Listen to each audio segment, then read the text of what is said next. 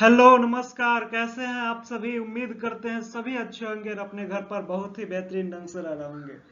आज हम आपके लिए सामान्य अध्ययन सीजीएल टीयर 1 जो कि प्रीवियस ईयर क्वेश्चंस हैं सेट नंबर 23 लेकर के आए हैं। उम्मीद कर रहे होंगे ये सीरीज आपको बहुत ही बेहतरीन तरीका से फायदा पहुंचा रही होंगी।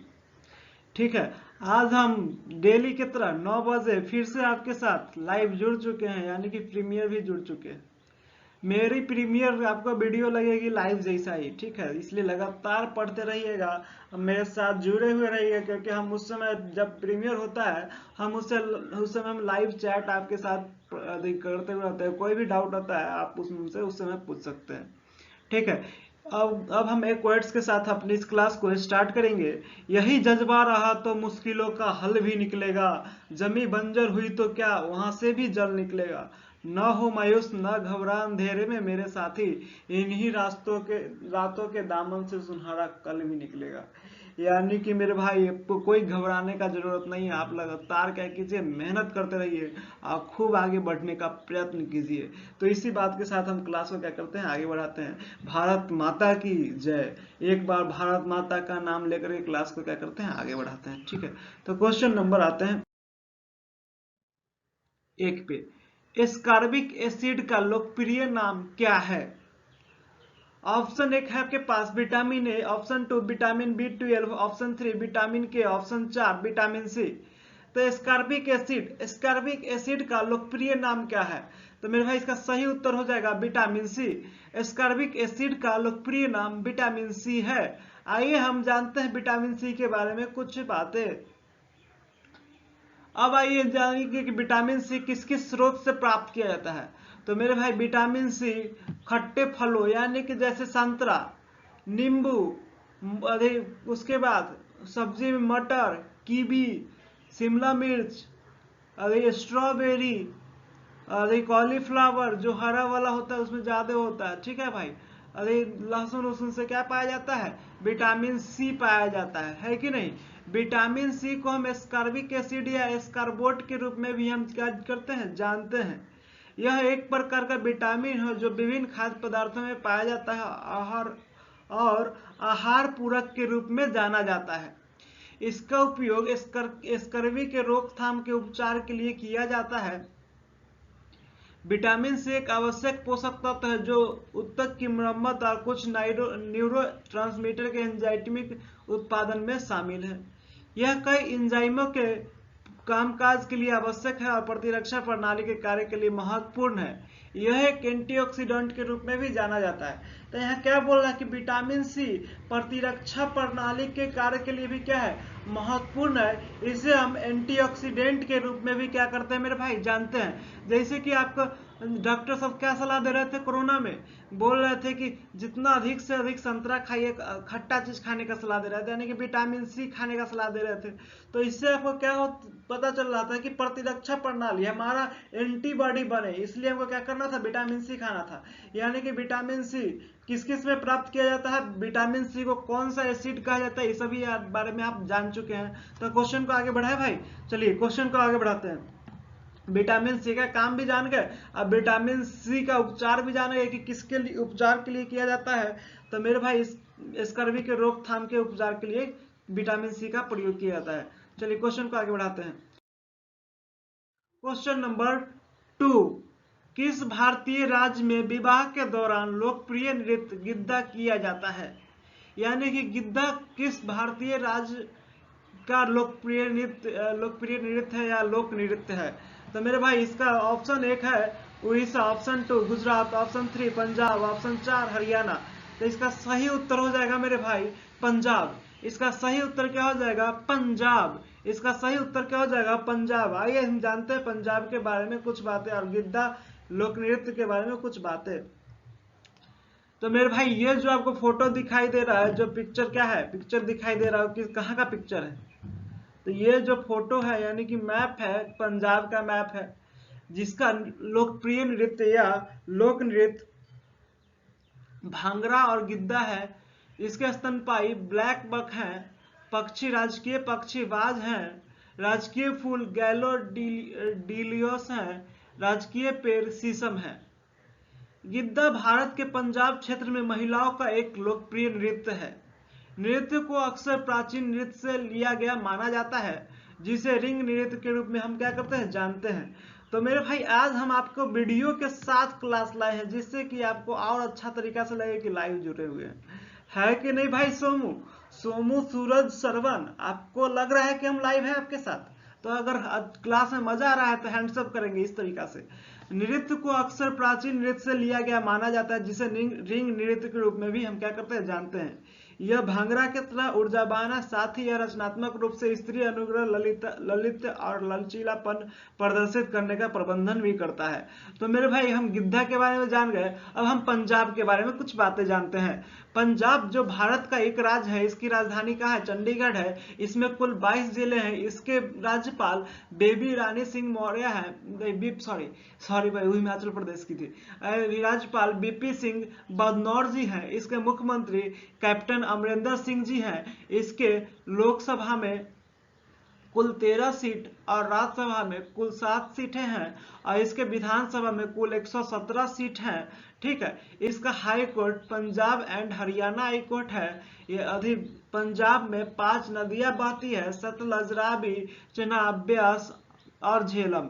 इसलिए इसे हम 5 नदियों की भूमि अर्थात हम पंजाब कहते हैं। ठीक है।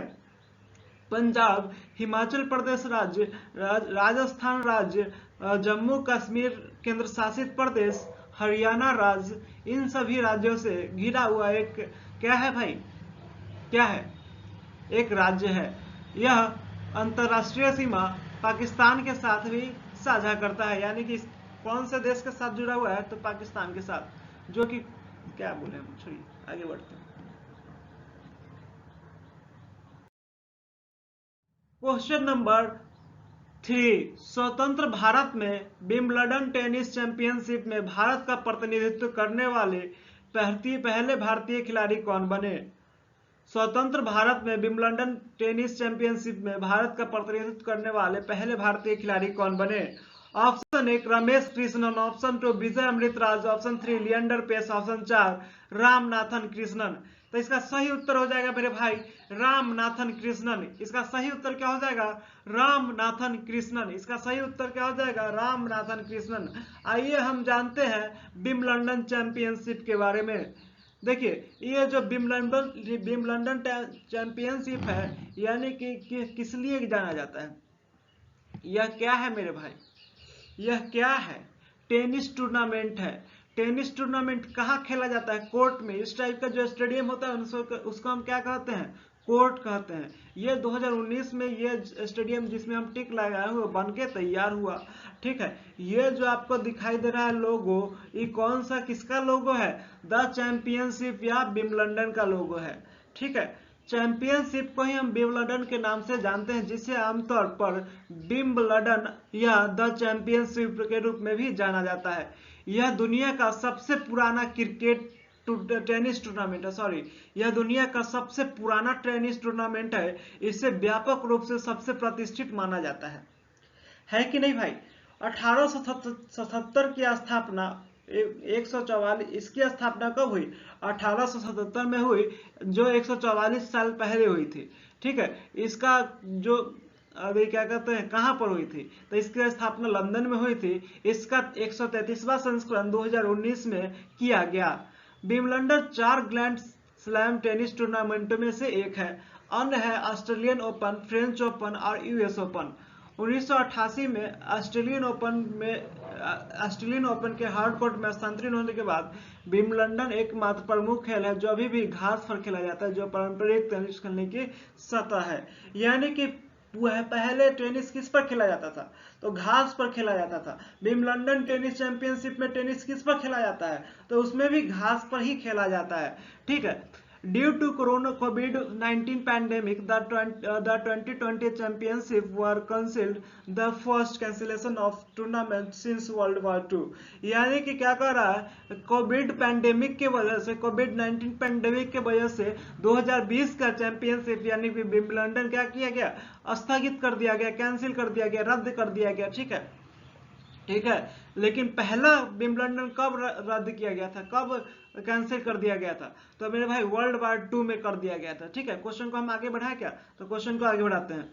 आज आपको बहुत ही मजा आ रहा होगा क्योंकि मेरा वीडियो, मेरा फोटो आपके साथ है जो आपको बहुत अच्छी तरीके से लाइव वाला फील कराता होगा। अगर मजा आता है हम सब कीजिए। चलिए, पटाखे का विस्फोट किसको होने का एक उदाहरण है? ऑप्शन 1 दहन, ऑप्शन 2 शीघ्र गति, ऑप्शन 3 शरण, ऑप्शन 4 वाष्पीकरण। तो मेरे भाई सही इसका उत्तर हो जाएगा दहन। इसका सही उत्तर क्या हो जाएगा? दहन। आइए हम जानते हैं कुछ बातें।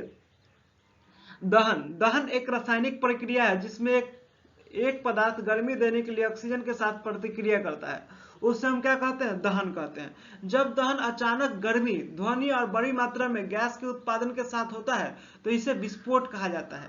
पटाखे और बम वे पदार्थ होते हैं जिसमें विस्फोट होता है। यानी कि पटाखे का विस्फोट किसके होने का एक उदाहरण है? तो मेरे भाई इसका सही उत्तर हो जाएगा दहन के होने का। चलिए क्वेश्चन नंबर 5 पे चलते हैं। निम्नलिखित में से कौन पाकिस्तान के पहले राष्ट्रपति थे? Option 1 Zulfikar Ali Bhutto, option 2 Mohammad Ali Jinnah, option 3 Sikandar Mirza, option 4 Ayub Khan. तो मेरे भाई जल्दी से बताइए कौन सा इसका सही उत्तर हो जाएगा? तो मेरे भाई इसका सही उत्तर हो जाएगा सिकंदर मिर्जा। इसका सही उत्तर हो जाएगा सिकंदर मिर्जा। पाकिस्तान के पहले राष्ट्रपति थे। उनके समय 4 प्रधानमंत्री बदले गए। पहले प्रधानमंत्री थे मोहम्मद अली जिन्ना। ठीक है, यानी कि निम्नलिखित में से कौन पाकिस्तान के पहले राष्ट्रपति थे? तो सिकंदर मिर्जा। आइए हम जानते हैं सिकंदर मिर्जा और पाकिस्तान के बारे में कुछ बातें। हमें जानना नहीं चाहिए लेकिन हम जानेंगे। ठीक है, ये जो है ना, ये जो फोटो दिखाई दे रहा है ये किसका? सिकंदर मिर्जा जी का है। ठीक है, सिकंदर मिर्जा, सिकंदर साहिबजादा सिकंदर अली मिर्जा, जिसका जन्म 13 नवंबर 1899 को हुआ और मृत्यु 13 नवंबर 1969 को हुई। यानी कि मृत्यु दिवस एक ही दिन था लेकिन साल चेंज हो चुका था। ठीक है, वे एक पाकिस्तानी जर्नल, व्यवसायी और सिविल सेवक थे जो पाकिस्तान के पहले राष्ट्रपति बने थे। ठीक है, जिनका कार्यकाल 23 मार्च 1956 से 27 अक्टूबर 1958 तक रहा। उसके बाद अयूब खान ने तख्ता पलट कर दिया। अयूब खान उसको क्या किया? बदल दिए। ठीक है, अयूब खान कमांडर थे सेना का। ठीक है भाई, अब इस जानते हैं पाकिस्तान जो कुत्ता जैसा मुंह किए हुए है ना, ये जो इसका ये जो फोटो दिखाई दे रहा है ये वाला, ये हमारा हिस्सा है। ये हम इसको क्या कर लेंगे? कुछ दिन में इसे छीन लेंगे। ठीक है, छीन लेंगे। अगर नहीं देगा तो क्या करना है? छीनना ही पड़ेगा, है कि नहीं भाई? तो इसे कुछ दिन के बाद हम ले लेंगे। ठीक है कि नहीं? इसको हम यहीं से जो रेखा काट दिए उसके नीचे से पाकिस्तान को रखना चाहते हैं। ठीक है, क्योंकि हमको मन करता है ना पूरा पूरा पाकिस्तान को ही ले ले। काहे उपयोग के लेंगे? पूरा पूरा इसी को ले लो भाई, काहे टेंशन लेना है? पूरे को घुसा लो अपने अंदर, कोई दिक्कत नहीं है, कोई कुछ नहीं बोलेगा। चलिए ले लेंगे पूरा पाकिस्तान को भी। ठीक है, चलिए क्वेश्चन नंबर, सॉरी, अब पाकिस्तान के बारे में कुछ जानते हैं क्योंकि हमारा पड़ोसी देश है लेकिन अपना ही क्या था, संतान था, उसको हम लोग क्या कर दिए थे? अलग कर दिए हैं। ठीक है, यह चलिए, भारत माता की जय, एक बार बोल दीजिए भारत माता की जय। चलिए, सरकार संघ, यहाँ पर पाकिस्तान में सरकार संघीय संसदीय संवैधानिक गणतंत्र है जिसके अध्यक्ष यानी कि राष्ट्रपति हैं आरिफ अलवी। ठीक है, प्रधानमंत्री इमरान खान है। सीनेट का अध्यक्ष सादिक संजरानी है। नेशनल असेंबली के अध्यक्ष असद कैसर है जिसके मुख्य न्यायाधीश गुलजार अहमद है। यहाँ की विधायिका संसद है जिसका उच्च सदन सीनेट के नाम से जाना जाता है और निचला सदन नेशनल असेंबली के नाम से जाना जाता है। पाकिस्तान की राजधानी इस्लामाबाद और इसकी करेंसी पाकिस्तानी रुपी है। तो मेरे भाई पाकिस्तान के बारे में जो हमारा एक तुच्छ सा, दुनिया का सबसे तुच्छ देश है, उसके बारे में आप कुछ बातें जान गए होंगे। तो चलिए क्वेश्चन को आगे बढ़ाते हैं।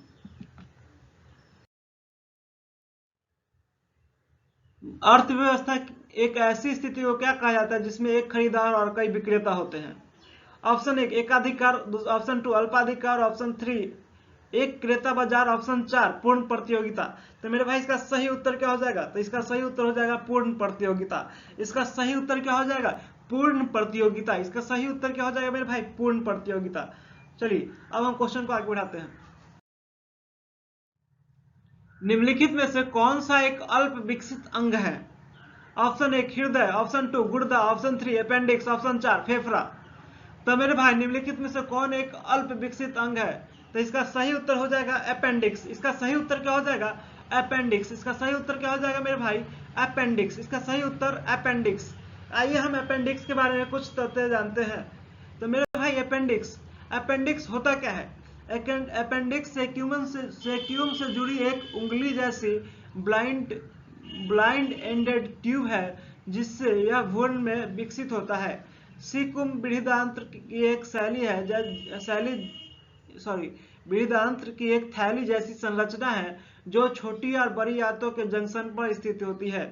ठीक है, तो मेरे भाई आप अपेंडिक्स के बारे में कुछ बातें जान गए होंगे, तो हम क्वेश्चन को आगे बढ़ाते हैं। तो आप ध्यान से इस सबको पढ़ते रहिएगा साथ साथ। ठीक है भाई, हम डिस्क्राइब नहीं कर पाए थे क्या? चलिए अब बढ़ गया है आगे, तो इसी को पढ़ते हैं। निम्नलिखित में से किस देश में दुनिया की सबसे बड़ी संसद है? Option 1 UK, option 2 India, option 3 चीन, ऑप्शन 4 जापान। तो मेरे भाई इसका सही उत्तर हो जाएगा चाइना। इसका सही उत्तर क्या हो जाएगा? चाइना, यानी कि कोविड-19। इसका सही उत्तर क्या हो जाएगा? चाइना। कौन सा इसका सही उत्तर हो जाएगा? कोविड-19। ठीक है, चाइना। चलिए आज हम जानते हैं कोविड-19 के बारे में कुछ तथ्य। देखिए, ये जो चाइना कोविड-19 का आपको तिरंगा दिखाई दे रहा है, कोविड-19 का आपको झंडा दिखाई दे रहा है, और ये क्या दिखाई दे रहा है? कोविड-19 का मैप दिखाई दे रहा है, यानी कि चाइना का मैप दिखाई दे रहा है। चाइना के संसद को क्या कहते हैं? नेशनल पीपल्स कांग्रेस कहते हैं। वह एक सदनीय संसद है जिसमें कुल 2980 सीट है, यानी कि दुनिया में सबसे अधिक सीट उसी संसद में है। नेशनल पीपल कांग्रेस के वर्तमान चेयरमैन ली झांसू हैं। इसके वर्तमान महासचिव यांग जेनवू जी हैं। इसके रूलिंग पार्टी के लीडर शी जिनपिंग है, जो चाइना के राष्ट्रपति भी हैं। ठीक है, तो भाई क्वेश्चन को आगे बढ़ाते हैं। चाइना के बारे में इतना बात जान गए। ठीक है, कोविड-19 के बारे में। चलिए क्वेश्चन नंबर 9, ओरियन तारा मंडल का सबसे चमकीला तारा निम्नलिखित में से कौन सा है? ऑप्शन 1 रिगेल, ऑप्शन 2 एटा ओरेनियस, ऑप्शन 3 एलेनियम, ऑप्शन 4 उपरोक्त में से कोई नहीं। तो मेरे भाई ओरियन तारा मंडल का सबसे चमकीला तारा निम्नलिखित में से कौन सा है? तो इसका सही उत्तर क्या हो जाएगा? तो इसका सही उत्तर हो जाएगा मेरे भाई रिगेल। इसका सही उत्तर क्या हो जाएगा? रिगेल। इसका सही उत्तर क्या हो जाएगा? रिगेल। आइए हम ओरियन तारामंडल के बारे में कुछ तथ्य जानते हैं जो कि परीक्षा के दृष्टिकोण से बहुत ही महत्वपूर्ण है। ये जो आपको फोटो दिखाई दे रहा है, कौन सा तारामंडल का है? ओरियन तारामंडल का फोटो है। ओरियन आकाशीय भूमध्य रेखा पर स्थित एक प्रमुख नक्षत्र है और पूरे विश्व में दिखाई देता है। यह रात के आकाश में सबसे विशिष्ट और पहचानने योग्य नक्षत्रों में से एक है, जिसका नाम ग्रीक पौराणिक कथाओं में एक शिकारी ओरियन के नाम पर रखा गया है। ओरियन का नाम किसके नाम पर रखा गया है? एक शिकारी ओरियन के नाम पर रखा गया है। इसका सबसे चमकीला तारा नीले सफेद कौन है भाई? रीगल है। कौन है? रीगल है। इसका सबसे चमकीला तारा कौन है? नीले सफेद रंग का रीगल है, जिसे हम बीटा ओरनियस कहते हैं। और एक चमकीला तारा है लाल बेटेलगेस, जिसे हम अल्फा ओरनियस कहते हैं। अल्फा ओरनियस और बीटा ओरनियस क्या है? ओरियन तारामंडल का सबसे चमकीला तारा है। तो क्वेश्चन नंबर 10 पे चलते हैं। तो भाई क्वेश्चन नंबर 9 आप अच्छी तरीके से समझ गए होंगे। ओरियन तारामंडल का सबसे चमकीला तारा निम्नलिखित में से कौन है? तो रिगेल है। इसका सही उत्तर क्या हो जाएगा मेरे भाई? रिगेल। क्वेश्चन नंबर 10 पे चलते हैं। क्वेश्चन नंबर 10, सिरका में मुख्य रूप से कौन सा रसायन मौजूद होता है? सिरका में मुख्य रूप से कौन सा रसायन मौजूद होता है? तो मेरे भाई इसके बारे में हम कुछ बातें जानते हैं, उससे पहले हम इसका सही उत्तर जानते हैं।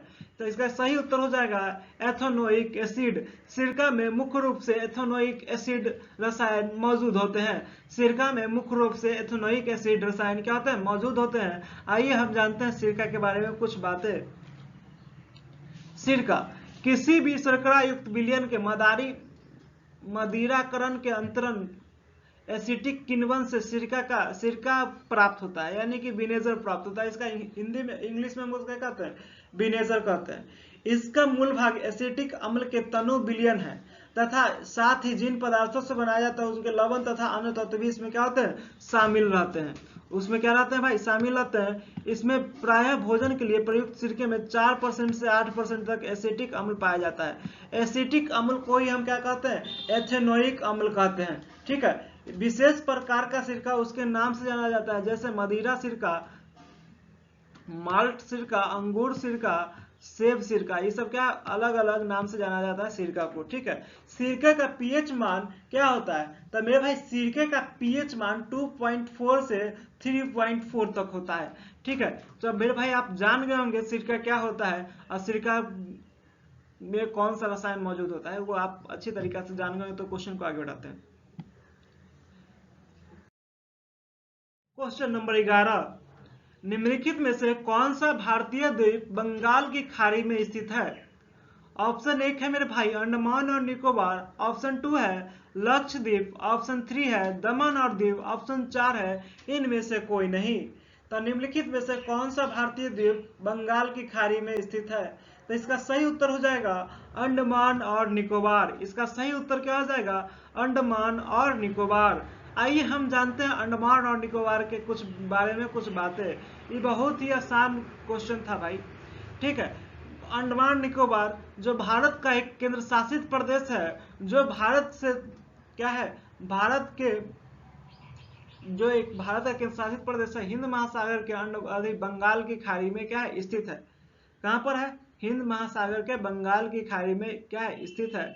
अंडमान और निकोबार भारत का केंद्र शासित प्रदेश है। ठीक है, इसकी राजधानी पोर्ट ब्लेयर है। यहाँ की राजभाषा हिंदी और अंग्रेजी है, जिसका गठन 1 नवंबर 1956 को किया गया। इसके उपराज्यपाल एडमिरल देवेंद्र कुमार जोशी है। भारतीय संसद में यहाँ लोकसभा में 1 सीटें हैं और उच्च न्यायालय कलकत्ता उच्च न्यायालय जो पोर्ट ब्लेयर खंडपीठ से क्या होती है, संचालित होती है। तो मेरे भाई आप लक्ष्य अंडमान निकोबार के बारे में थोड़ा सा शॉर्ट जानकारी प्राप्त किए होंगे। तो क्वेश्चन को उम्मीद करते हैं आगे बढ़ाया जाए। मजा आ रहा है क्या भाई, मजा आ रहा है। सूरज, सोमू, श्रवण, सन्नी, जो भी मेरे भाई ऐड हो चुके हैं अभी तक, सब आदमी को मजा आ रहा है। अगर मजा आ रहा है तो हैंड्स अप करेंगे। आप मेरे साथ हैंड्स अप करेंगे और याद करने का प्रयत्न करते रहेंगे, साथ साथ याद करते रहेंगे।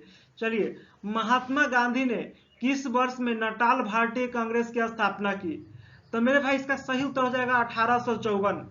इसका सही उत्तर क्या हो जाएगा, 1854। आइए हम जानते हैं महात्मा गांधी के नटाल भारतीय कांग्रेस के बारे में कुछ बातें। ये जो आपको फोटो दिखाई दे रहा है, नटाल भारतीय कांग्रेस के संस्थापक सदस्यों का फोटो है। ठीक है भाई, नटाल भारतीय कांग्रेस की स्थापना महात्मा गांधी ने 1894 में की थी। 22 अगस्त 1894 को एक संविधान लागू किया गया था। यानी कि नटाल भारत किसी भी पार्टी को चलाने के लिए हमें क्या करना पड़ता है, एक संविधान, एक रूल बनाना पड़ता है। भारत का भी एक संविधान है, भारत एक देश है, इसको चलाने के लिए क्या बनाया गया, एक रूल बनाया गया, रूल का एक बुक लिखा गया, जिसे हम किस नाम से जानते हैं, संविधान के नाम से जानते हैं। उसी प्रकार महात्मा गांधी के नटाल कांग्रेस के लिए भी एक रूल लिखा गया, यानी कि एक संविधान लिखा गया, जिसे 22 अगस्त 1894 को लागू कर दिया गया।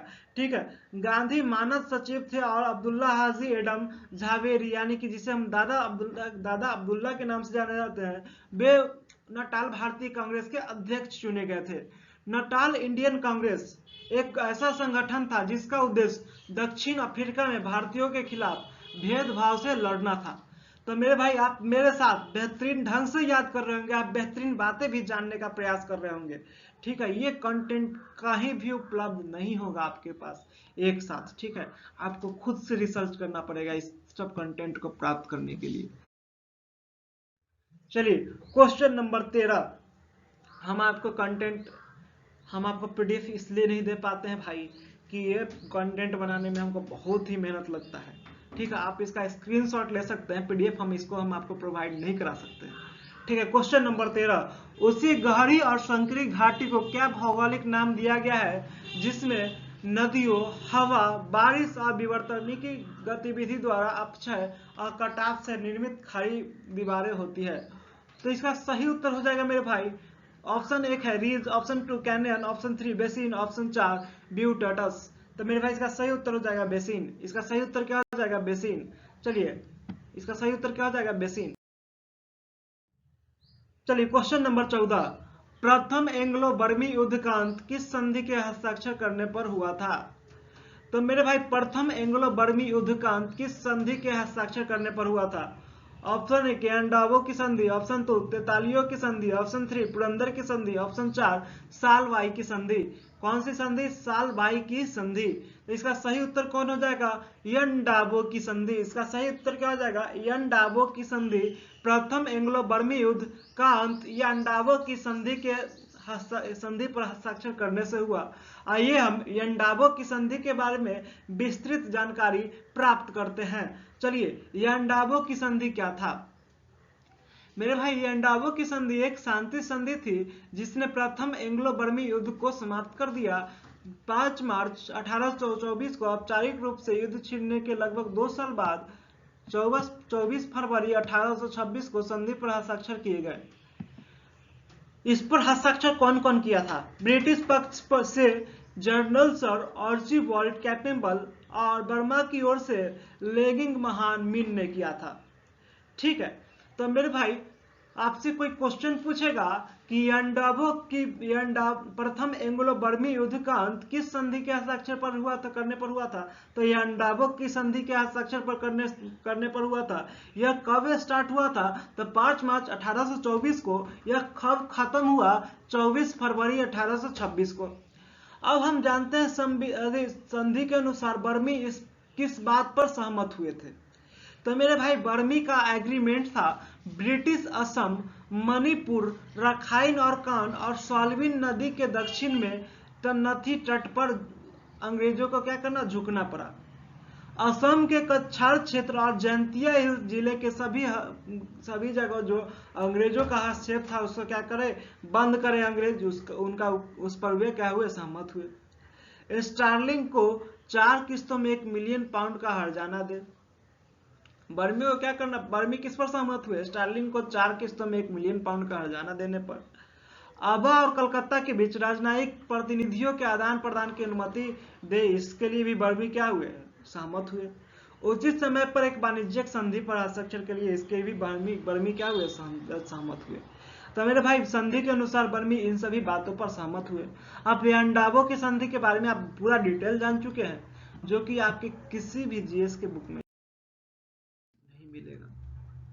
ठीक है, मिल भी सकता है, हम भाई उतना 100% के साथ नहीं कर सकते हैं, लेकिन उम्मीद करते हैं कि नहीं मिलना चाहिए। मजाक कर रहे हैं भाई, ऐसा कुछ नहीं है। आप कहीं भी पढ़ रहे हैं वहाँ पढ़ते रहिए, आप जीवन में आगे बढ़ते रहिए यहाँ भी, लेकिन इसको प्रैक्टिस कीजिए, क्योंकि इससे बेहतर प्रैक्टिस हमको लगता है बहुत कम ही सब कराते हैं, है कि नहीं?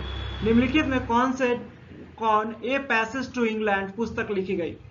ऑप्शन 1 नीरज सिंह चौधरी, किसने लिखी थी? Option 2 BS Naipaul, option 3 Salman Rushdie, option 4 Khushwant Singh. तो इसका सही उत्तर हो जाएगा मेरे भाई नीरज सिंह चौधरी। आइए हम जानते हैं नीरज सिंह चौधरी के बारे में कुछ बातें। ये जो फोटो आपको दिखाई दे रहा है, कौन से आदमी है? नीरज सिंह चौधरी जी हैं, जिनका पूरा नाम नीरज चंद्र चौधरी है। ये एक भारतीय लेखक थे। 1920 में ऑक्सफोर्ड विश्वविद्यालय में चौधरी को जब तक वे ऑक्सफोर्ड शहर में रहे, पत्रों में मानद उपाधि से क्या किया? उनको सम्मानित किया। 1952 में उन्हें Order of the British Empire की मानद कमांडर भी बना दिया गया। तो मेरे भाई, ये पैसेज टू इंग्लैंड के लेखक कौन थे? तो Neeraj Singh Chaudhary. A passage to England, Neeraj Singh Chaudhary. चलिए क्वेश्चन नंबर 16 पे।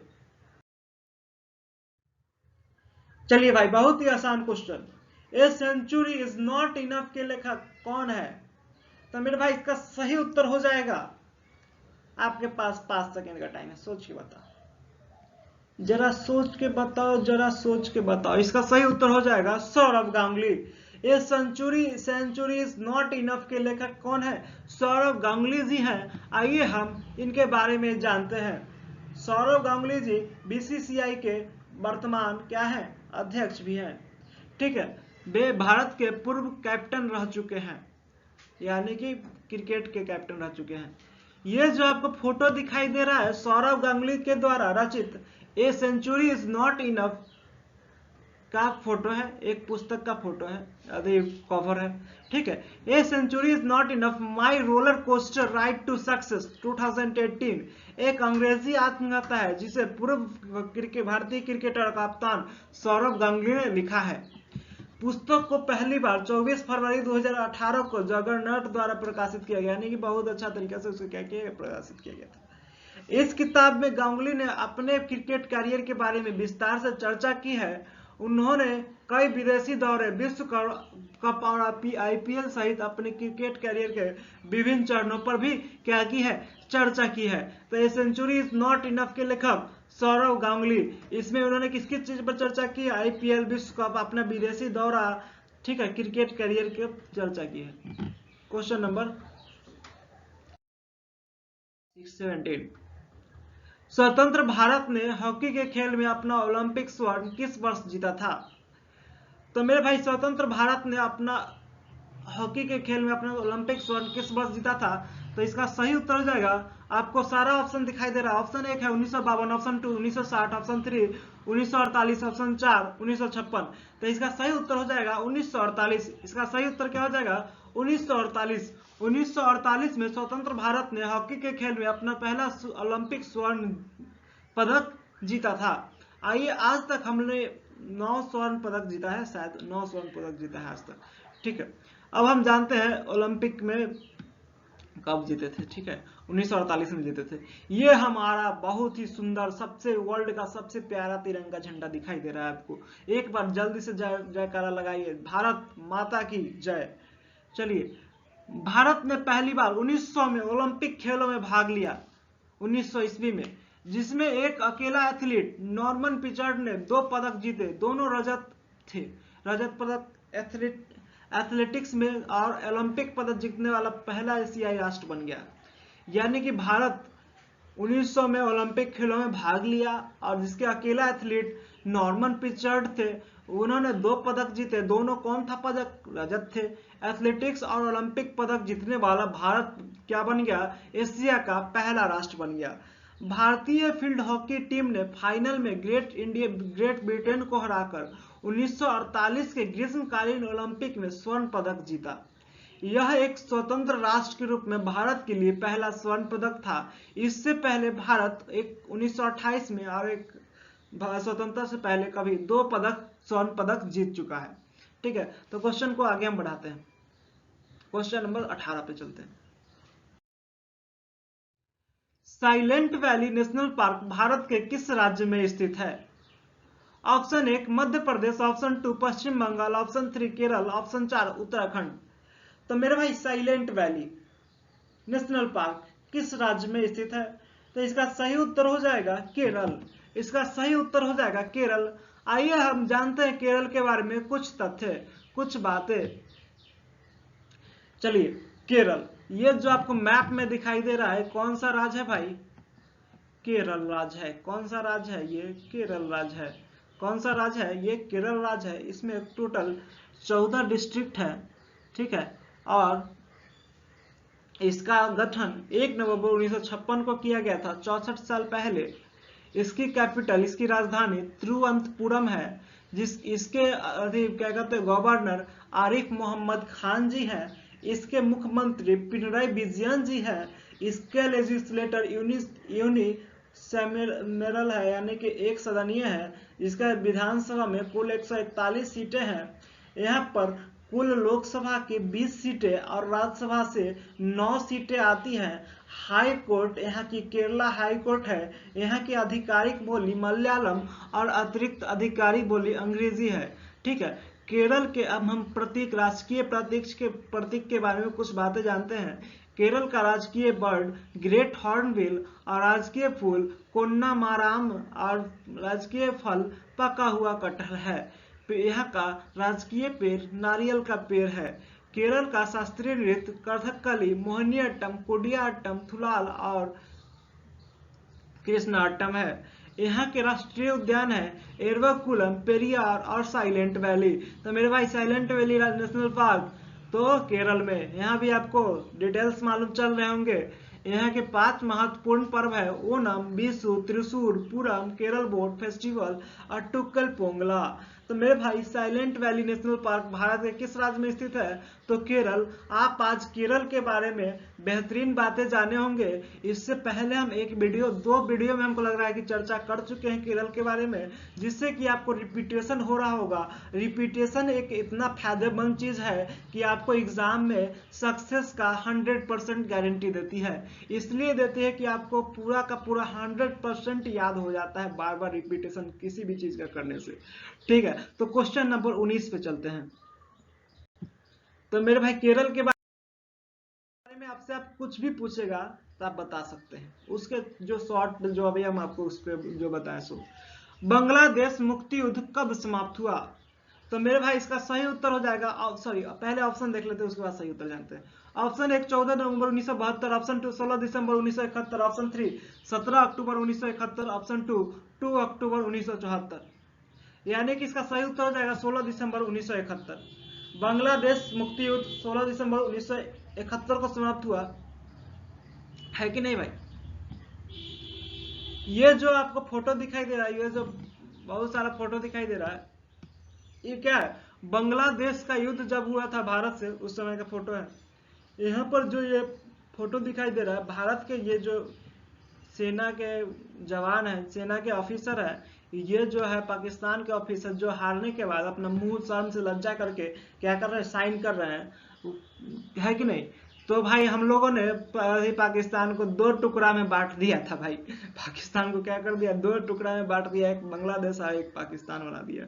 ठीक है, तो अपना आदमी था, अपने घर से आया निकला था वो, तो उसको हम लोग चाहे तो कुछ भी कर सकते हैं, उसको आप फिर से अपने में मिला लेंगे। ठीक है, तो चलिए, बांग्लादेश लिबरेशन वार, जिसे बांग्लादेश की स्वतंत्रता संग्राम या बांग्लादेश में मुक्ति संग्राम के रूप में भी जाना जाता है, जो एक क्रांति थी और सशस्त्र संघर्ष बंगाली राष्ट्रवादी के उदय से छिड़ गया था। ठीक है, 1971 के बांग्लादेश नरसंहार के दौरान पूर्वी पाकिस्तान में आत्मनिर्णय का आंदोलन छिड़ा था। इसके परिणाम स्वरूप पीपल्स रिपब्लिक ऑफ बांग्लादेश की स्वतंत्रता हुई। यानी कि जो बांग्लादेश में ना भाई, यह पूर्वी पाकिस्तान के नाम से जाना जाता है। अब पहले पश्चिमी पाकिस्तान पाकिस्तान था, पूर्वी पाकिस्तान कौन था? बांग्लादेश था। ठीक है, अब हम क्या पूर्वी पाकिस्तान को किस नाम से जानते हैं? बांग्लादेश। यह एक स्वतंत्र राष्ट्र बन चुका है। 25 मार्च 1971 को की रात को पश्चिमी पाकिस्तान में स्थित पाकिस्तानी सैन्य द्वारा सर्च लाइट अभियान शुरू किया। सर्च लाइट अभियान के बाद यहाँ युद्ध शुरू हो गया था।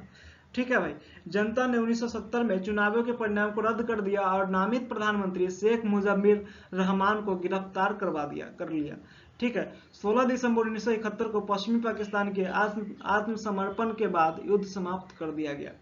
यानी कि जो फोटो अब हम आपको थोड़ा देर पहले बताए थे, जो गोला किए हैं, वो कौन था? पाकिस्तानी कमांडर। इधर वाले कौन है? भारतीय कमांडर। तो उससे हस्ताक्षर करवा रहे हैं, आत्मसमर्पण करवा रहे हैं, है कि नहीं? बहुत सारे फौजियों को भारत ने छोड़ दिया था। भारत इतना दयालु है, इतना महान है कि नहीं भाई? भारत से महान और भारत से अच्छा देश कोई हो ही नहीं सकता है। किसी भी व्यक्ति को यहाँ पर आने में बहुत ही मजा आता है और यहाँ बस जाते हैं वे लोग, है कि नहीं?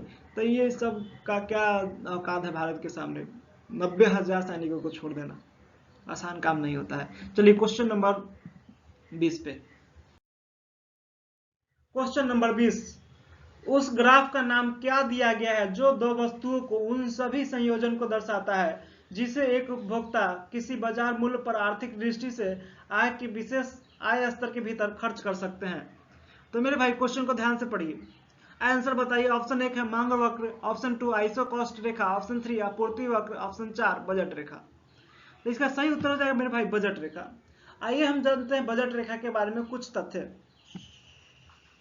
चलिए, बजट लाइन के परिभाषा हम जानते हैं। ये जो आपको फोटो दिखाई दे रहा है किसका? बजट रेखा है, जो एक सीधी रेखा होती है।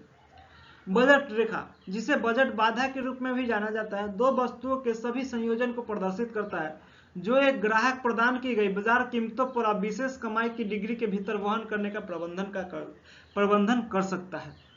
तो भाई समझते रहिएगा, बजट रेखा दो वस्तुओं के सभी संभावित संयोजनों का एक चित्रमय चित्रण है जिसे प्रदान की गई आय और लागत के साथ खरीदा जा सकता है ताकि इनमें से प्रत्येक संयोजन की कीमत ग्राहक को मौद्रिक आय के बराबर हो।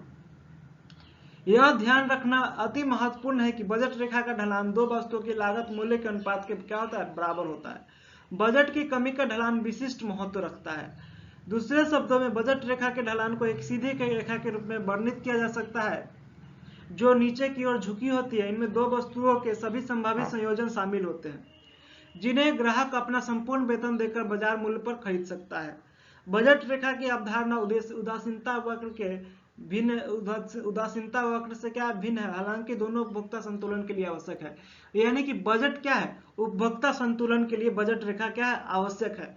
आप यहाँ से बजट रेखा के बारे में बहुत तथ्य जान चुके होंगे, तो उम्मीद करते हैं क्वेश्चन को आगे बढ़ाया जाए।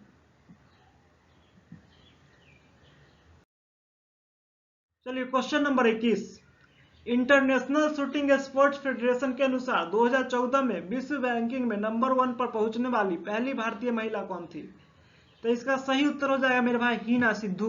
इसका सही उत्तर क्या हो जाएगा, हीना सिद्धू जी। चलिए हीना सिद्धू जी के बारे में कुछ बातें जानते हैं। ये जो आपको लेडीज दिखाई दे रही है कौन है, हीना सिद्धू जी हैं, जिनका जन्म 29 अगस्त 1989 को हुआ था। वे भारतीय खेल निशानेबाज हैं, यानी कि शूटर हैं, ठीक है, क्या है, निशानेबाज हैं, ठीक है। 7 अप्रैल 2014 को Sidhu international shooting sports federation द्वारा विश्व रैंकिंग में नंबर 1 पर पहुंचने वाली पहली भारतीय पिस्टल शूटर बनी, ठीक है। 2013 में सिद्धू ISSF विश्व कप फाइनल में स्वर्ण पदक जीतने वाली पहली भारतीय पिस्टल निशानेबाज बनी जब उन्होंने 10 मीटर एयर पिस्टल स्पर्धा जीती। 2014 में सिद्धू 10 मीटर एयर पिस्टल स्पर्धा में 203.8 के अंतिम स्कोर के साथ विश्व रिकॉर्ड धारण किए। सिद्धू दाहिने हाथ के हैं और इनकी दाहिनी आंख प्रमुख है। तो मेरे भाई इनका जो दाहिनी आंख है उन्हीं से वह निशाना लगाती है, ठीक है। तो क्वेश्चन को आगे बढ़ाते हैं, आप इसको अच्छा तरीका से समझे होंगे हीना सिद्धू के बारे में कुछ बातें। हिंदुस्तान सोशलिस्ट रिपब्लिकन एसोसिएशन का गठन किस वर्ष में अंग्रेजों को उखाड़ फेंकने के उद्देश्य से किया गया? तो मेरे भाई इसका सही उत्तर हो जाएगा 1928। इसका सही उत्तर हो जाएगा 1928।